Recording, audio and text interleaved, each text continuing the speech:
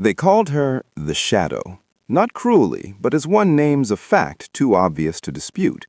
While her sister Vivian glittered like cut crystal in every ballroom, drawing suitors like moths to flame, Clara Ashford had learned to make herself small. She perfected the art of standing just beyond the candlelight, of answering only when addressed, of carrying her worth so quietly that even those who loved her sometimes forgot she was there. But invisibility, she discovered, was not the same as safety. When the Duke of Rothwell arrived at Ashford Manor with matrimonial intent, society assumed his purpose without question. Vivian was the prize. Clara was merely the sister who would stand beside her at the altar, smiling dutifully while her heart learned once more to expect nothing. What Clara did not know, what no one could have predicted, was that some men do not seek the brightest flame. Some seek the steady light that burns, unnoticed, in the corners where truth resides. The morning the Duke's letter arrived, Clara stood at the window of the drawing room, watching frost creep across the glass in delicate, merciless patterns. Her mother's voice drifted from the hallway, bright with triumph, announcing what everyone already knew: the Duke of Rothwell had accepted their invitation. He would arrive within the week. Vivian squealed, a sound like bells, musical and expected. The household erupted into motion. Seamstresses were summoned, menus revised, the best china brought down from storage, each plate inspected for imperfection. Clara remained at the window. She did not resent her sister's beauty. Vivian had been born with it as effortlessly as Clara had been born with brown eyes and an unfortunate talent for silence. Beauty was currency, and Vivian spent hers wisely, generously even, never wielding it as a weapon. She smiled at Clara often, included her when she remembered, and had once told a suitor that Clara was terribly clever, though the gentleman had looked confused, as if cleverness were a defect requiring sympathy. No, Clara did not resent Vivian. She resented hope. Hope was the cruelest thing. It whispered that perhaps this time someone might look past the glittering surface and see her. But hope was a liar, and Clara had learned to silence it. Outside, the frost thickened, and Clara pressed her palm to the cold glass, feeling nothing but the winter she had grown accustomed to, carrying within her chest. Will the Duke see what everyone else has missed, or will Clara remain forever in the shadows? Keep watching to find out if love can find the one who's learned to hide. The Duke of Rothwell arrived on a Thursday, beneath skies the color of tarnished silver. Clara watched from the upper gallery as his carriage rolled through the gates, black lacquer gleaming despite the gloom, drawn by horses that moved with the disciplined grace of soldiers. The entire household had assembled in the entrance hall below, her mother's posture rigid with anticipation. Vivian, radiant in pale blue silk that made her eyes luminous as sapphires. Clara wore gray. She always wore gray. She descended the stairs slowly, timing her arrival for the moment after introductions, when attention would be safely fixed elsewhere. But as she reached the final step, the Duke turned. The impact of his gaze was immediate and unsettling. He was tall, his features carved with aristocratic precision, dark hair swept back from a face that held no warmth, only a terrible, watchful intelligence. His eyes, pale gray like winter ice, swept the room with the efficiency of a man cataloging assets. They lingered on Vivian, as expected, but then moved past her, to Clara. She froze, one hand still resting on the banister. The moment stretched, thin and strange, until her mother's voice shattered it. "Your Grace, may I present my eldest daughter, Miss Vivian Ashford?" Vivian curtsied with practiced perfection, and the Duke's attention returned to her, as propriety demanded. Yet Clara felt the ghost of that gaze like a brand. She curtsied when her own introduction came, "My younger daughter, Miss Clara," and kept her eyes lowered, heart hammering against her ribs for reasons she could not name. When she finally looked up, the Duke was watching her still, and he was frowning. Dinner was an exercise in endurance. Clara sat at the far end of the table, positioned precisely where younger daughters belonged, seen when necessary, heard never. The candles cast golden light across silver and crystal, and Vivian held court with effortless charm, her laughter like music carefully composed to enchant. The Duke listened. He responded when addressed, but his attention seemed elsewhere, his answers courteous, yet strangely distant, as though he were solving an equation no one else could see. Clara pushed food across her plate, grateful for invisibility. She had perfected the art of appearing engaged while thinking of other things, the book waiting in her chamber, the letter she'd begun to her former governess, the quiet hour before dawn when the house belonged only to her. Miss Clara. Her cattle clattered against porcelain. Every head turned. The Duke regarded her from across the table, his expression unreadable. "Your mother mentioned you are fond of literature. What are you reading presently?" The question landed like a stone in still water. Her mother's smile tightened. Vivian's eyes widened with something between sympathy and confusion. This was not how courtship proceeded. Dukes did not address younger daughters, particularly not plain ones in gray dresses who contributed nothing to conversation. Clara's voice emerged, smaller than intended. She cleared her throat. "Milton, Your Grace. Paradise Lost. An ambitious choice." His tone gave nothing away. "And what do you make of his argument? Is obedience virtue, or is questioning the divine a nobler pursuit?" The room held its breath. Clara felt heat rise to her cheeks, but beneath the embarrassment stirred something unexpected. Interest. He had asked a real question, not a pleasantry, but an inquiry that assumed she possessed thoughts worth hearing. She should have demurred. A proper young lady would have smiled, deferred to masculine wisdom, and redirected attention to safer topics. But Clara had spent years in silence, and the Duke's question had opened a door she had not known existed. "I believe," she said slowly, choosing each word with care, "that Milton presents obedience and questioning as intertwined rather than opposed. Virtue without understanding is merely compliance. To choose obedience after wrestling with doubt, that is faith." The silence that followed was different now, charged. The Duke's expression shifted, something flickering behind those winter eyes, surprise, perhaps, or recognition. "An elegant interpretation, Miss Clara, though I wonder if Milton himself would agree." "I suspect," Clara replied, emboldened by the steadiness of his gaze, "that Milton cared less about agreement than about making his readers think." The corner of his mouth moved, not quite a smile, but close enough to feel like victory. Her mother's fan snapped open with audible disapproval. Vivian looked between them with growing bewilderment. Clara knew she had overstepped, had violated the unspoken rules that kept younger daughters appropriately invisible. She lowered her eyes, waiting for dismissal. Instead, the Duke said, "I have a first edition in my library at Rothwell House. The annotations are fascinating. Perhaps you would appreciate seeing them." The offer hung in the air, impossible and inappropriate. One did not invite young ladies to view one's library. One certainly did not extend such invitations to the wrong sister. Before Clara could respond, her mother intervened with practiced smoothness. "How generous, Your Grace. I'm certain both my daughters would be delighted to visit Rothwell House should you extend a formal invitation." The Duke inclined his head, accepting the correction, but his eyes never left Clara's face. Sleep eluded her that night. Clara lay in darkness, replaying the dinner conversation with the obsessive precision of someone examining a treasure they suspected might be glass. He had noticed her, spoken to her, looked at her as though she were worth seeing. But why? The question tormented her more than indifference ever had. She knew her place in the world's hierarchy. Vivian was the beauty, the prize, the daughter designed for dukes.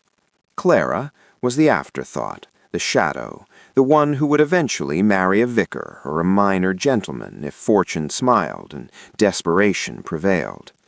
Men like the Duke of Rothwell did not notice girls like her. Unless, and here her stomach twisted, unless he had simply been kind, pity dressed as interest, a great man condescending to acknowledge the plain sister before returning his attention to the worthy one. The thought burned worse than neglect.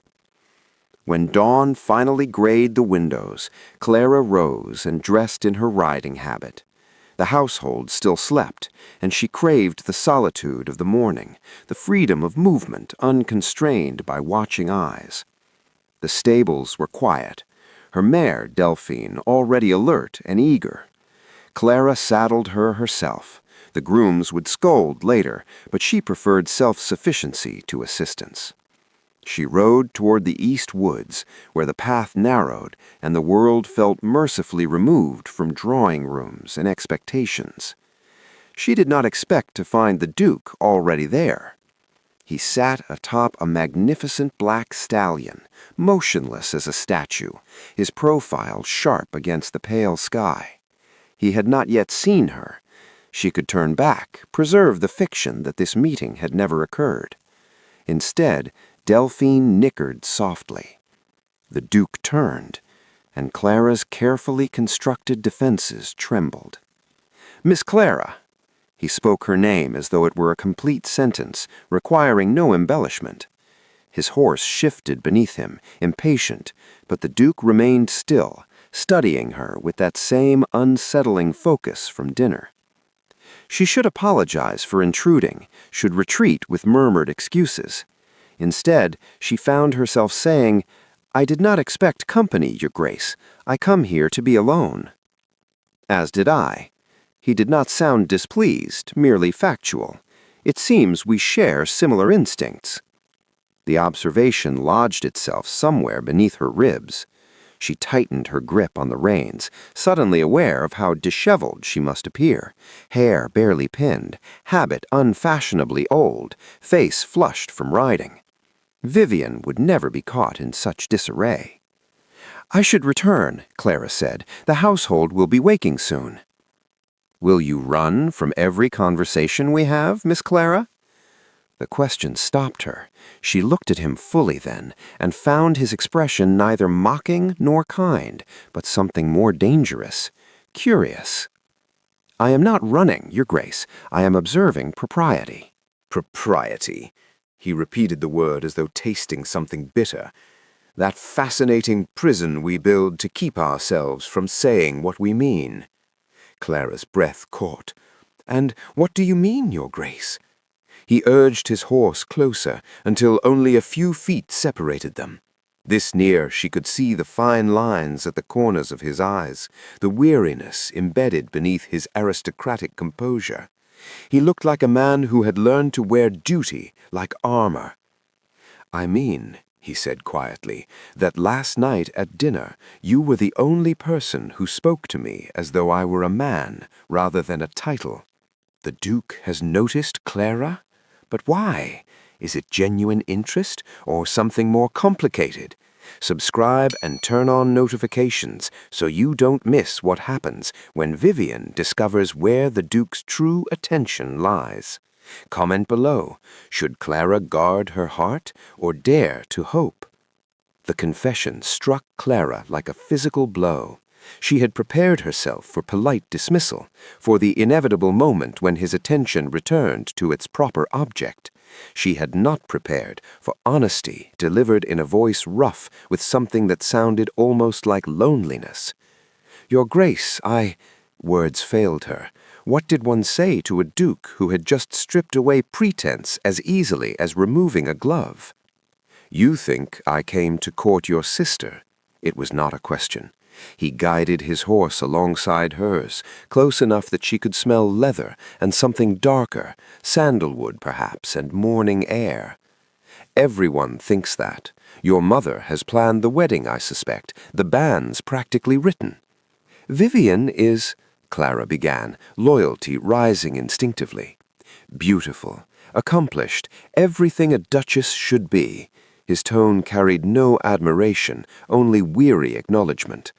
"I have met 100 women like your sister, Miss Clara, each one perfect, polished, utterly interchangeable. They smile when expected, defer when required, and possess all the depth of a portrait painted for show." The criticism of Vivian stung, even as part of Clara recognized its truth.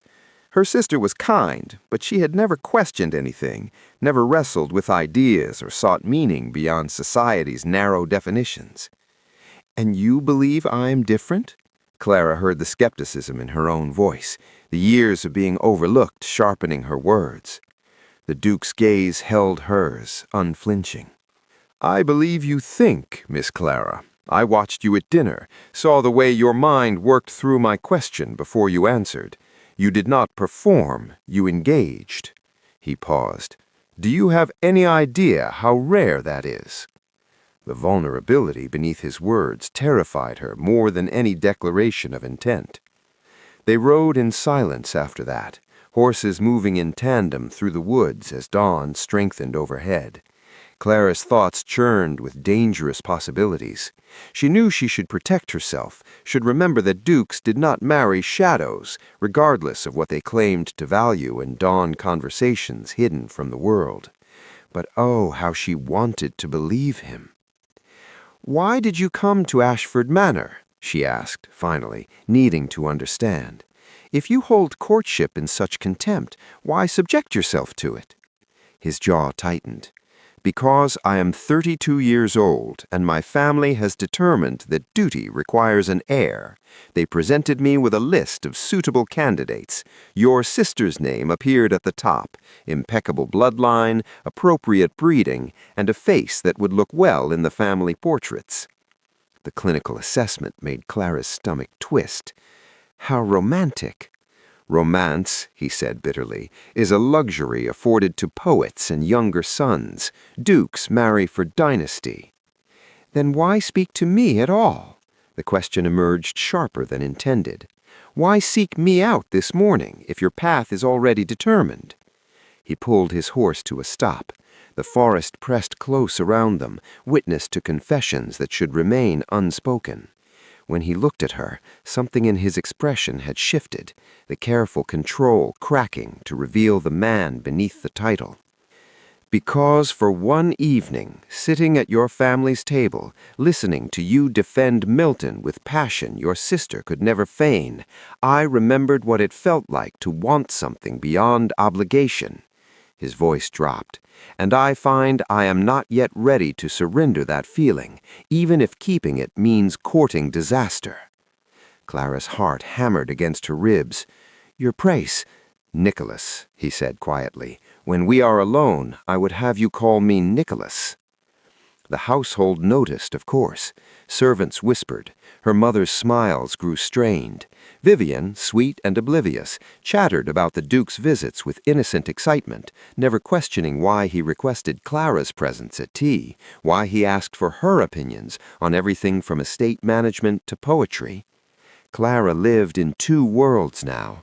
In one, she played her assigned role, the quiet sister, the shadow, the one who would graciously step aside when the inevitable announcement came.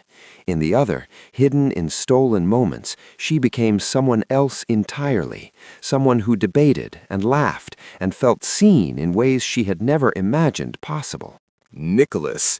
She thought of him as Nicholas now, though she dared not say it aloud except in the privacy of their morning rides, revealed himself in increments. He spoke of the crushing weight of expectation, of a childhood spent learning duty before kindness, of a father who had valued the title above the boy who would inherit it. "I was 8 when he told me that affection was weakness," Nicholas said one morning, his profile sharp against autumn light. "That a duke must remain above such common sentiments." Clara's chest ached. "And you believed him?" "I had no choice."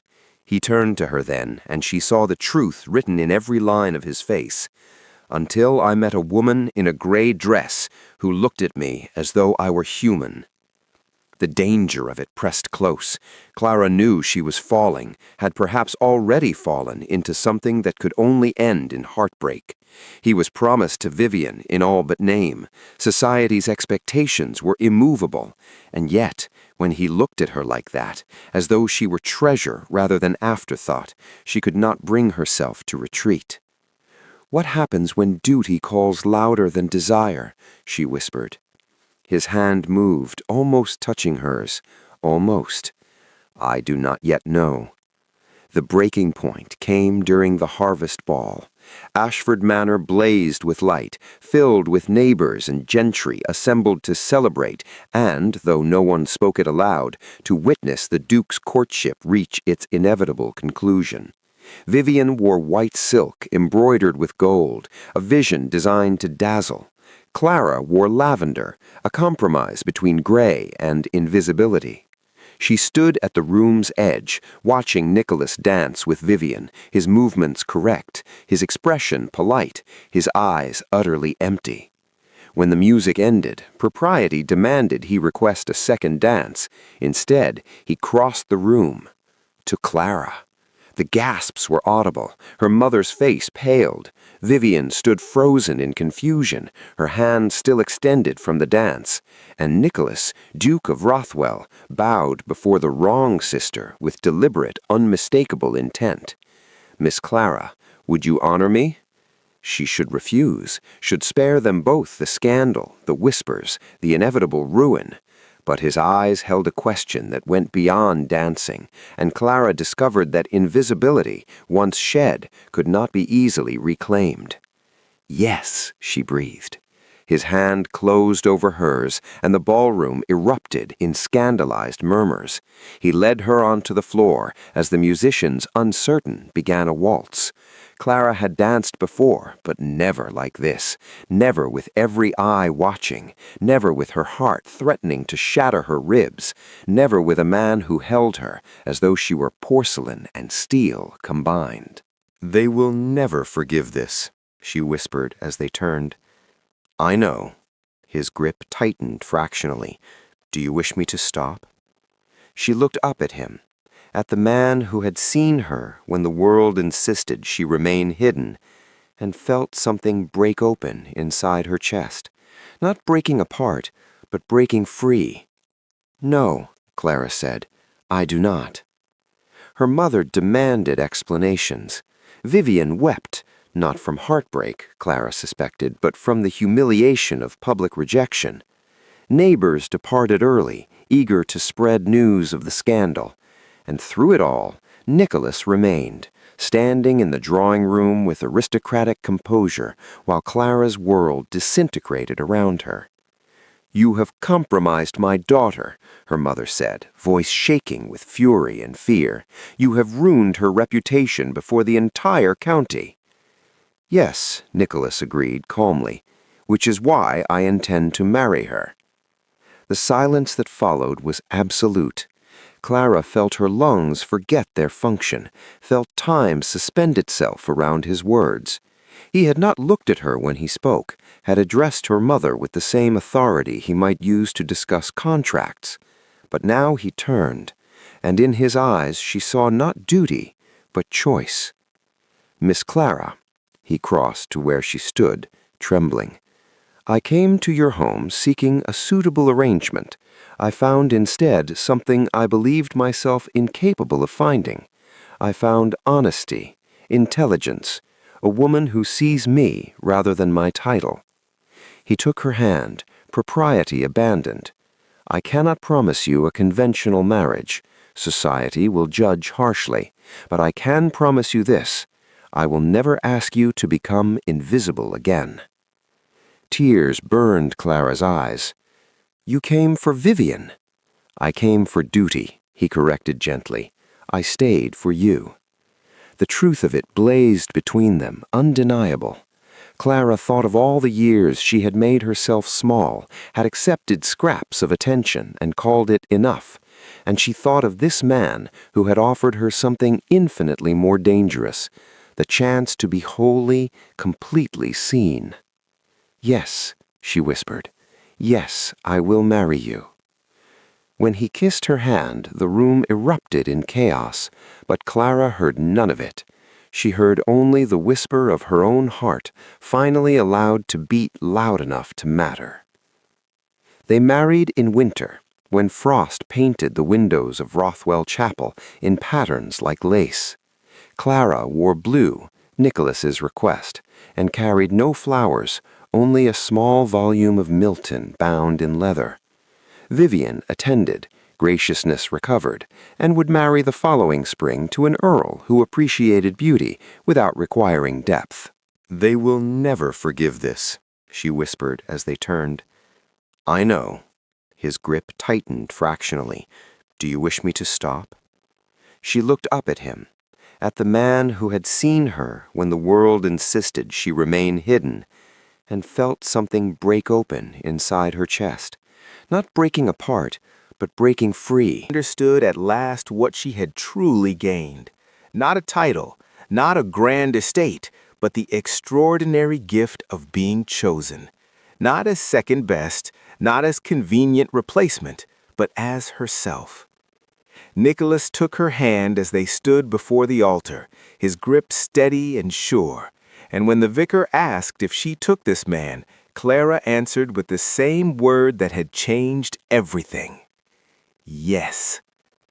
Outside, snow began to fall, soft and certain, and in the quietest corner of the chapel, where shadows had once gathered, light broke through the windows in shafts of gold, illuminating what had always been there, waiting only to be seen. Did Clara and Nicholas's story touch your heart? If you believe love sees what others overlook, like this video and subscribe for more stories where the underestimated become unforgettable. Share this with someone who needs to remember you don't have to be the brightest light to be someone's entire world.